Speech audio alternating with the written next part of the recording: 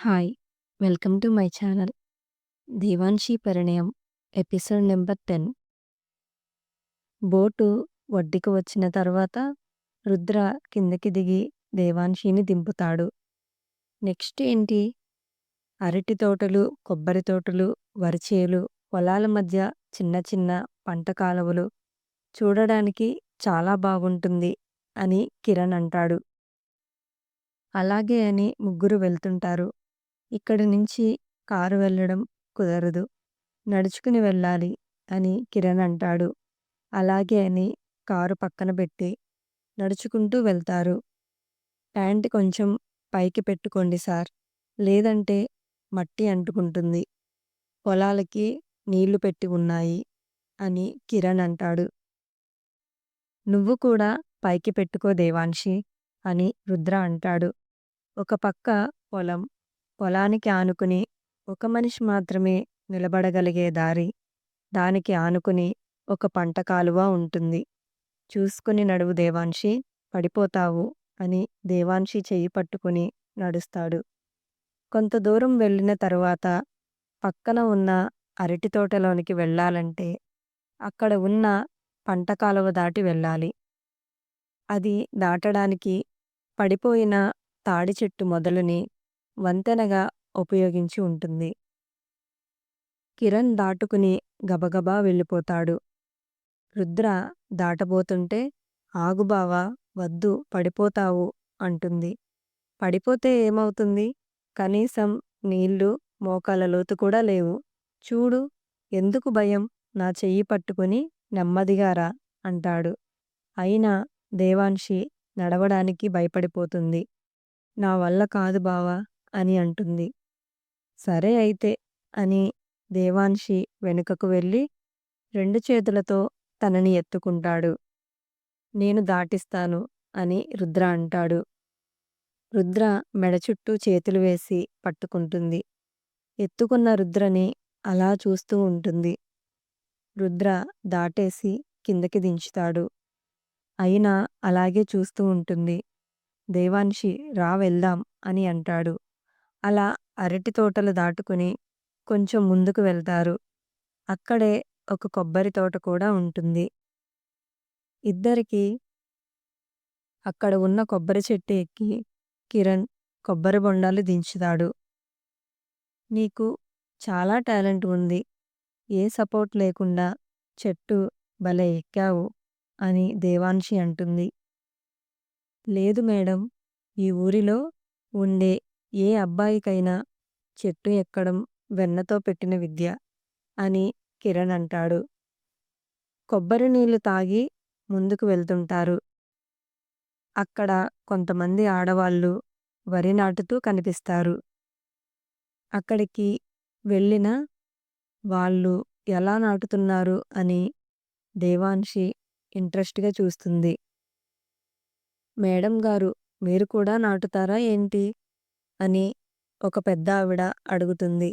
నాకు రాదుగా అని దేవాంశి అంటుంది. ఒకసారి చూస్తే అదే వస్తుంది. సరదాగా ఉంటుంది, రండి అని పిలుస్తారు. అలాగే వస్తాను కానీ నా పేరు మేడం కాదు, దేవాంశి అని అంటుంది. ఓహో, ఆ పార్వతీదేవి పేరు పెట్టుకున్నావా? పేరుకు తగ్గట్టే చాలా పద్ధతిగా ఉన్నావు అని దేవాంశి చెయ్యి పట్టుకుని ఆ పెద్దావిడ పొలంలో దించుతుంది. అమ్మా, ఇందులో పాములేమీ ఉండవు కదా? అలా అయితేనే తనను దించండి అని రుద్ర అంటాడు. అమ్మో, భార్యకి ఏమైపోతుందో అని భయపడుతున్నారు. అలాంటివి ఏమీ ఉండవు. ఇక్కడ మనుషుల అలికిడికి వెళ్ళిపోతాయి అని అంటుంది. ఇంతలో దేవాంశి, మేము భార్యాభర్తలం కాదు ఆంటీ, తను నా బావ అని అంటుంది. అవునా, అయితే కాబోయే భర్త అన్నమాట అని అంటుంది.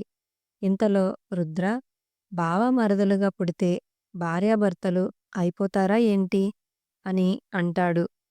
ఊరుకోండి బాబు, ఇంతకంటే అందమైన పిల్ల దొరికిద్దేంటి మీకు అని అంటుంది. తను ఇంకా చిన్నపిల్ల ఆంటీ అని రుద్ర అంటాడు. చిన్నపిల్ల? సర్లే అయితే మీరు పొలం నుంచి ఇంటికి వెళ్ళేటప్పుడు నేను కూడా మీతో వస్తాను. ఈ చిన్న పిల్లో, పెద్ద పిల్లో నేను చూపిస్తాను. ఏరా కిరణ్! వెళ్ళేటప్పుడు నాకు కనిపించు, మర్చిపోకు. అలాగే పెద్దమ్మా అని అంటాడు. అవునమ్మా, మీ బావ పేరేంటి అని అడుగుతుంది. రుద్ర ఆంటీ అని చెప్తుంది. ఏంటయ్యా ఇది? శివుడు పార్వతిని కాకపోతే ఇంకెవరిని పెళ్లి చేసుకుంటాడు అని అంటుంది. రుద్ర ఆలోచనలో పడతాడు.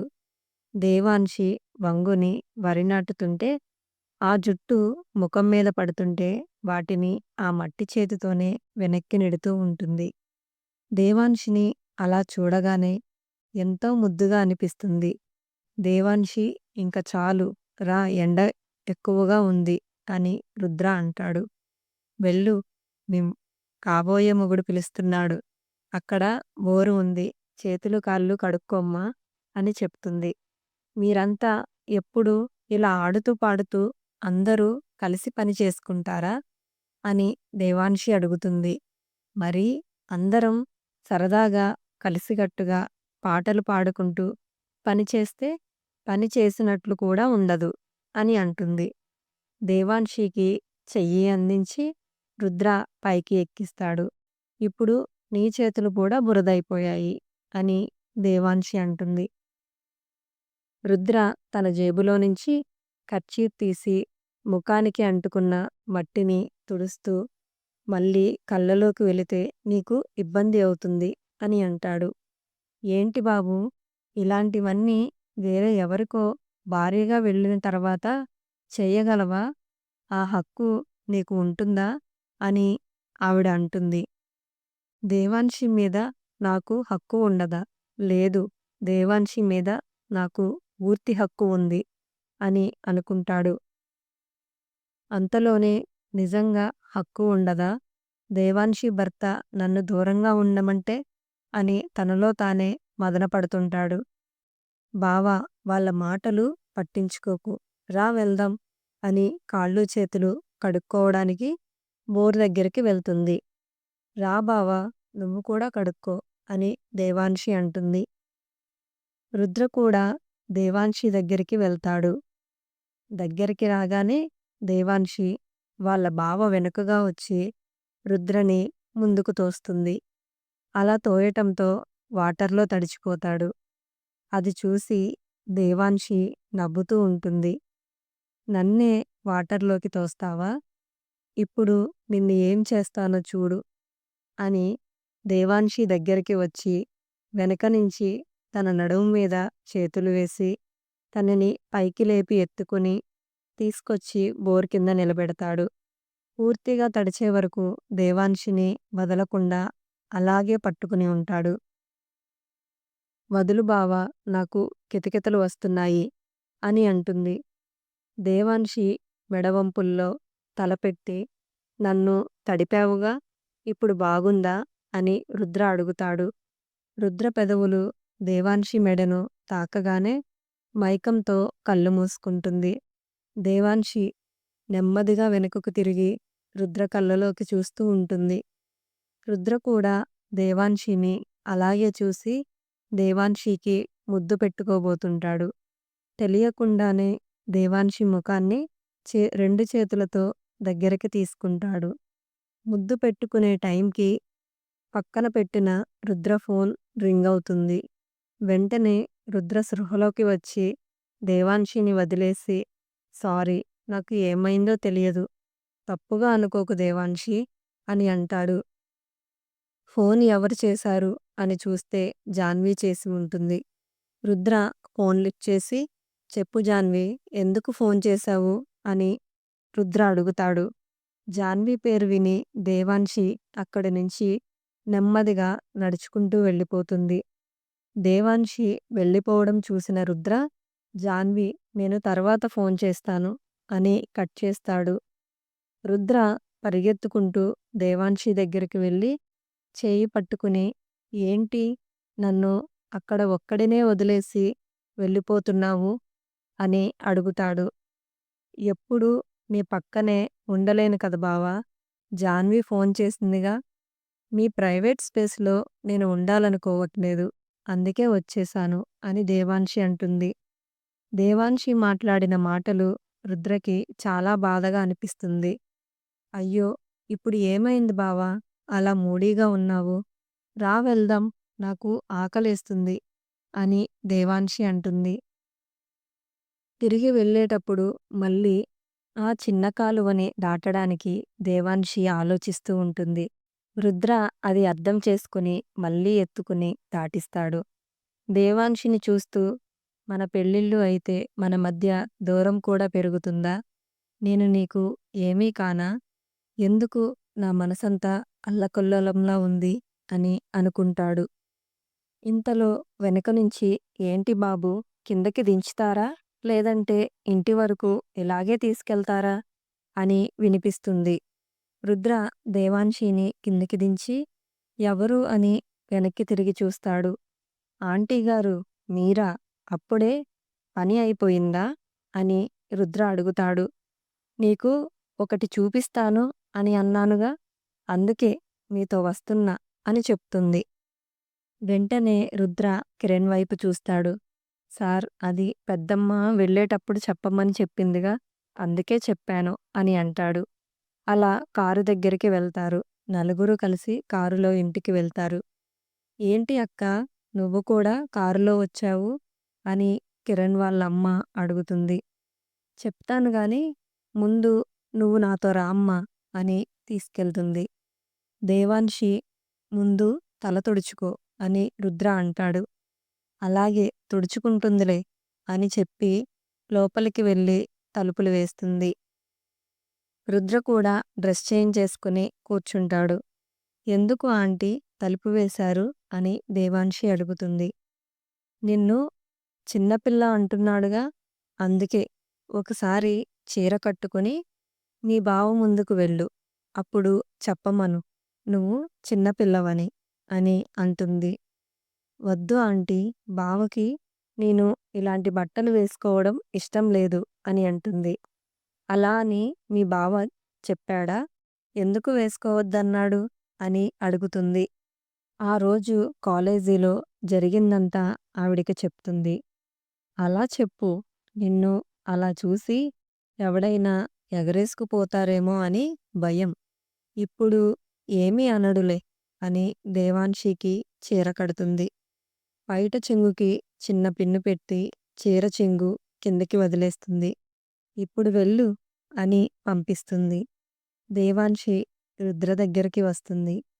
బావ భోజనం చేయడానికి రమ్మంటున్నారు అని పిలుస్తుంది. ఫోన్ చూస్తున్న రుద్ర వస్తున్నా అని పైకి లేచి ఎదురుగా ఉన్న దేవాన్షిని చూసి అలాగే నిలబడిపోతాడు. పలుచటి చీర వెనుకగా దాగి ఉన్న దేవాన్షి అందాలన్నీ కనిపిస్తుంటే రుద్రకి దిమ్మ తిరిగిపోతుంది. రుద్ర దగ్గరికి నడుచుకుంటూ వస్తుంది. బావా నీకోసం నేను ఫిష్ ఫ్రై చేస్తున్నా. నీకు చాలా ఇష్టం కదా, అందుకే. అంతలో నువ్వు హ్యాండ్స్ వాష్ చేసుకుని రా అని చెప్పి వెళ్ళిపోతుంటే దేవాన్షి చెయ్యి పట్టుకుని గట్టిగా వెనక్కి లాగేసరికి వచ్చి రుద్ర మీద పడుతుంది. ఇద్దరూ చాలా దగ్గరగా ఉంటారు.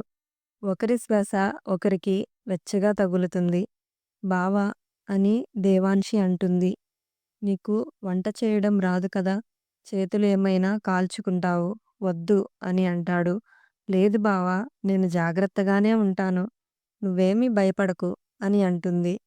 ఈరోజు నువ్వు చాలా అందంగా ఉన్నావు అని రుద్ర అంటాడు. థ్యాంక్ యూ బావా అని చెప్పి దేవాన్షి అక్కడి నుంచి వెళ్ళిపోతుంది. రుద్ర బాడీ షేక్ చేసి అమ్మో ఇది ఇంత దగ్గరగా ఉంటే నా బాడీకి ఏమవుతుందో నాకే తెలియట్లేదు, దెబ్బకి ఒళ్ళంతా చెమటలు పట్టేశాయి అని అనుకుంటాడు. జాన్విని ప్రేమిస్తున్నాను అనుకుని మాయలో ఉన్న రుద్రకి అసలైన ప్రేమ అంటే దేవాన్షి అని తెలుసుకుంటాడా? రుద్ర భయపడినట్లు వంట చేస్తున్న దేవాన్షికి ఏమైనా అవుతుందా? ఇలాంటి మరిన్ని ఇంట్రెస్టింగ్ ఎపిసోడ్స్ కోసం మీరు నా ఛానల్ని సబ్స్క్రైబ్ చేయండి, లైక్ చేయండి, షేర్ చేయండి. స్టోరీ కనుక మీకు నచ్చితే ప్లీజ్ కామెంట్ చేయండి. Thank you.